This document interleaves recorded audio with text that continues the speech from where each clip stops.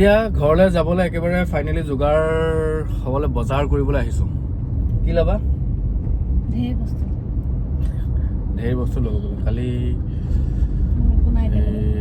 নিজৰ লগ কাৰণে একো নাই, খালি চবৰ কাৰণে, যিহেতু আমি এবাৰ ছেকেণ্ড টাইম আমাৰ ঘৰত বিহু দুটাই একেলগে, সেইকাৰণে অলপ বজাৰ কৰিম। আৰু গুৱাহাটী এতিয়া আমি আছোঁ গণেশগুৰি ছুপাৰ মাৰ্কেটৰ ফ্লাইঅভাৰত। একেবাৰে মানুহ হেৰেঙা বুলিও ক'ব পাৰে, মানুহ আছে কিন্তু বহুত বেছি মানুহ নাই। বিহু বুলি সকলোবোৰ বিহু ঘৰলৈ গৈছে, কিন্তু ঘৰত আমি গাঁৱত থাকিলে যিটো পৰিৱেশ পাওঁ খালি সেই পৰিৱেশটো ইয়াত নাই। আৰু ক'তনো থাকিব আৰু, মহানগৰ হয় না। এনিৱেজ ব'লক বজাৰলৈ যাওঁ, কি কি কৰোঁ দেখাম আপোনালোকক, আৰু ভিডিঅ'টো শেষলৈকে চাই থাকিব। আপোনালোকে চাগে ভাবিছে ন গাড়ীখন দেখি এখন মই লৈ যাম নেকি। মোৰ গাড়ীখন দেখি এনেকুৱা লাগিছিল এখন ময়ে লৈ যাওঁ নেকি ঘৰলৈ, কিন্তু নহয়। মই ছাৰ্ভিচিং যিহেতু ইমান দূৰ যাম, মোৰ গাড়ীখন ছাৰ্ভিচিং কৰিবলৈ আহিলোঁ। তাৰ লগতে এখন গাড়ী আছিল, গতিকে ভিডিঅ'টোত আপোনালোকক দেখালোঁ। ভাল লাগিছে গাড়ীখনৰ কালাৰটো। আৰু এতিয়া মোৰখন উঠাই মেলি একদম ধুনীয়াকৈ ৰেডি কৰি লৈছোঁ, কাৰণ বহুত দূৰ জাৰ্ণি কৰা হ'ব আৰু বহুত দিন ছাৰ্ভিচিঙো কৰা নাছিলোঁ গাড়ীখন। সেইকাৰণে এবাৰ ছাৰ্ভিচিং কৰাই ধুনীয়াকৈ ধুই মেলি টিপ টপ কৰাই লৈছোঁ। তাৰপিছত আমি যাত্ৰা আৰম্ভ কৰিম।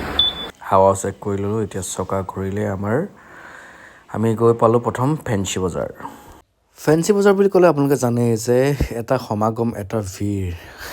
আৰু আজিও তাৰ কোনো ব্যক্তিক্ৰম নহয়। মই ভাবিছিলোঁ যিহেতু আজি বিহু দিন, গৰু বিহু, আৰু আজিৰ দিনটো চাগে অলপ মানুহ কমিব, কিন্তু নাই, বহুত বেছি মানুহ ভিৰ। তাৰ মাজতে আমি অলপ বজাৰ কৰি ল'লোঁ।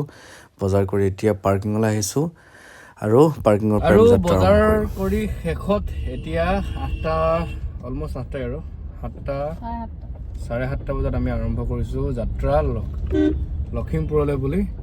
আৰু এইফালে বিহু পিঠা, চিৰা, দৈ কি লাগে ইয়াত এভেইলেবল। আৰু আজি আমাৰ লগত আছে এজন নতুন যাত্ৰী, আমাৰ ধুন ছাৰ। নামটো ছাৰ আৰু আমাৰ আজি যাত্ৰা, বহুত দিনৰ পাছত আমি যাত্ৰা কৰিম। গতিকে ভিডিঅ'টো চাই থাকিব শেষলৈকে, ইণ্টাৰেষ্টিং কাহিনী দেখাই যাম।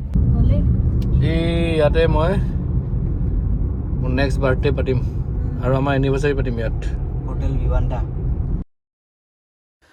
আৰু এনেকৈ আৰম্ভ কৰিলোঁ ৰাতি আমাৰ যাত্ৰা। এইখন আইলেণ্ড, আৰু এইখন বাছত আমাৰ তালৈকে যায়, আৰু এইখনৰ পাছে পাছে আমি গৈ থাকিম। কেতিয়াবা আমি আগ হ'ম, কেতিয়াবা সিহঁতে আগ হ'ব। এনেকৈ আৰম্ভ কৰিছোঁ ধেমালি ফূৰ্তিৰ মাজেৰে। যিহেতু আজি বিহু আৰু গৰু বিহু, আৰু আমাৰ গাঁৱৰ ফালে গৰু বিহু দিনাৰ পৰাই বিহু ষ্টাৰ্ট হৈয়ে যায় আচলতে। আৰু আমি যিহেতু আজি কামৰ কাৰণে যাব নোৱাৰিলোঁ, অলপ কাম আছিল মোৰ, কাম থকাৰ কাৰণে আমি গৰু বিহুৰ দিনা যাব নোৱাৰিলোঁ, সেইকাৰণে আজি ওলাইছোঁ। চ' গৰু বিহুটো আমি গাড়ীতে পালন কৰি গৈছোঁ, সকলোৱে ফূৰ্তি কৰি। ধুনেও আমাৰ আচলতে ছাৰেও একদম পূৰা ফূৰ্তি কৰি গৈছে। উপায়ো নাই, নহ'লে গাড়ীত আৰু ইমান ৰাতি ব'ৰ হৈ যাব। গতিকে খুব ধুনীয়া এটা জাৰ্ণি হৈছে আচলতে। আহি আমি আমনি পালোঁ। আমনি কেতিয়া আমনি নলগা জেগা। আমনি তেতিয়া অলপ বজাৰ কৰি লৈছোঁ, তাৰপিছত দেখা যাব বাকী বিহু পূৰা চলি আছে। আৰু সেইফালে মানুহজনীয়ে কিবা দোকানখনৰ পৰা লৈ আহিলেগৈ, চাওঁচোন ৰ'ব কি লৈ আহিলে। এই আইচক্ৰীম আনিলে। আৰু এইফালে যিহেতু অলপ ঠাণ্ডা পৰিছে, ঠাণ্ডাটো অলপ আছেই, সেইটো কাৰণে গুৱাহাটীতকৈ ঠাণ্ডাটো আছে, সেইটো কাৰণে আইচক্ৰীমৰ, আৰু এইটো ঠাণ্ডাত আইচক্ৰীম খোৱা মজাটো বেলেগ।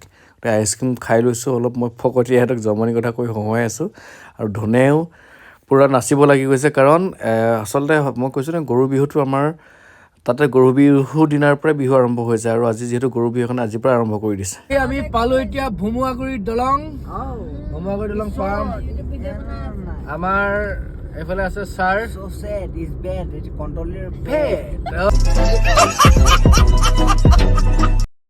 আৰু এনেকৈয়ে ধেমালিৰ মাজেৰে আমিও উঠিলোহি ভুমুৱাগুৰি দলঙৰ ওপৰত। সঁচাকৈ এই পৰিৱেশটো মোৰ খুবেই ভাল লাগে। তেজপুৰ আচলতে প্ৰেমৰ নগৰ, এনেই নকয় প্ৰেমৰ নগৰ। তেজপুৰত সোমোৱাৰ লগে লগে কিবা এটা বেলেগ, তাৰ হাৱা, তাৰ বতাহ, বহুত বেলেগ এটা অনুভৱ হয়।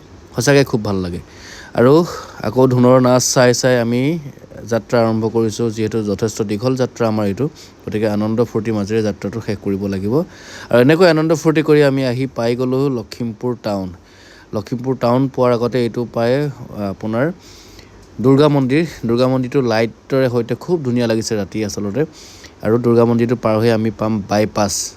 আৰু মোৰ লগত সংগ দিয়া নাচি অহা ৰাইজসকলৰ অৱস্থা কি এতিয়া চাওকচোন।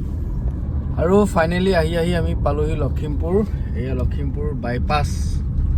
এইফালে চিধা গ'লে আমাৰ হাইৱেদি যাব পাৰি আৰু এইফালে মই যিহেতু চচুৰবাৰীত সোমাম, শহুৰঘাটত মই সোমাই যাম। আৰু এয়া আমাৰ মোক সংগ দিয়া ৰাইজসকল, যিসকল ৰাইজে মোক গোটেই জাৰ্ণিটোত সংগ দিলে। এয়া চাওক, এইফালে এইজন, যিয়েই নহওক তেওঁলোকে সাহস দিয়াৰ কাৰণে আজি আহি মই লখিমপুৰ পালোহি। তেওঁলোকে সাহস দিয়াৰ কাৰণে আজি মই আহি লখিমপুৰ পালোহি। সেইকাৰণে সকলোকে বহুত বহুত ধন্যবাদ।